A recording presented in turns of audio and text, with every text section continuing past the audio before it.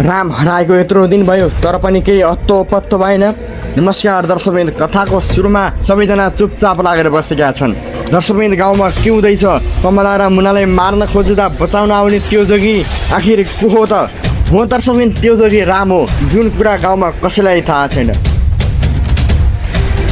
रमेशले चाहिँ बिक्की र विशाल जेलबाट छुटेर आउनु अनि हाम्रो रामभाइ हराउनु, यहाँ पक्कै केही न केही षड्यन्त्र छ भन्छन्। यो षड्यन्त्र बनाउनेहरू कोही नभएर दुर्गामा, सुर्ती, मालती अनि बिक्की र विशाल हुन्।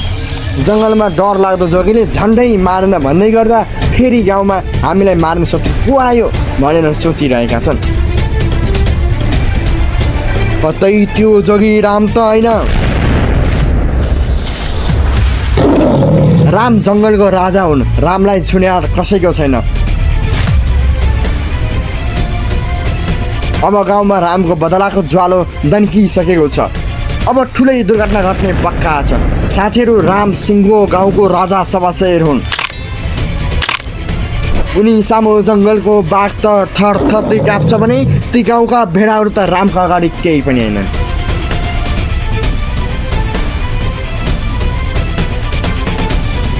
रामको खोजीमा लाग्नुपर्छ भन्ने सल्लाह गर्दै गर्दा दशमिन्द फेरि सुर्ती लास पचाएर घर फर्किएकी छे। रामको खोजी कार्यमा अवरुद्ध ल्याउँदा कमला र मुना एकदमै रिसाएका छन्। के अब कमला र मुना रामको खोजी कार्यमा लाग्लान् त?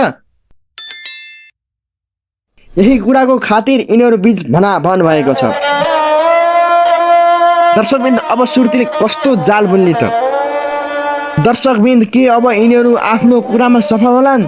बिक्कीको बिहे गर्ने चाहना र विशालको बदला लिने चाहना के पुरा हुन्छ त? यिनीहरूलाई रोक्न को आउला त? तपाईँलाई के लाग्छ? ढुङ्गाको काप फोरेर पनि उम्रन्छ पिपल भने चाहिँ जोगीको भेषमा राम आइसकेका छन्। हेर्नुहोस् दर्शकबिन्द, बिक्की र विशालको पर्दाफास भएको छ। उनीहरू राम हस्पिटलबाट हराउनुभन्दा 2 दिन अघि त्यहाँ पुगेको सिसिटिभी क्यामेराको फुटेज कमला र मुनाको हातमा परिसकेको छ। मलाई के लाग्छ भने अब बिक्की र विशालको खेल अन्त्य हुने निश्चित छ। यता राम चाहिँ आफ्नो टार्गेटमा लागिसकेका छन्। साथीहरू, विगतका दिनहरूलाई निहाल्यो भने जब रामको साथमा रूपा हुन्छ तब राम ठुलो जङ्ग लड्ने तयारीमा उत्रिएका हुन्छन्। राम आफू जोगीको भेषमा 10 जनाको फौजमा सवार भई एकलाई सिद्धाउन पनि तत्पर भएका छन्। दर्शकबिन्द, सिरियल एकदमै इन्ट्रेस्टिङ हुँदै गएको छ। भिडियो एकदमै दमदार हुनेछ। रामले विशाललाई आफ्नो कब्जामा पारेका छन्।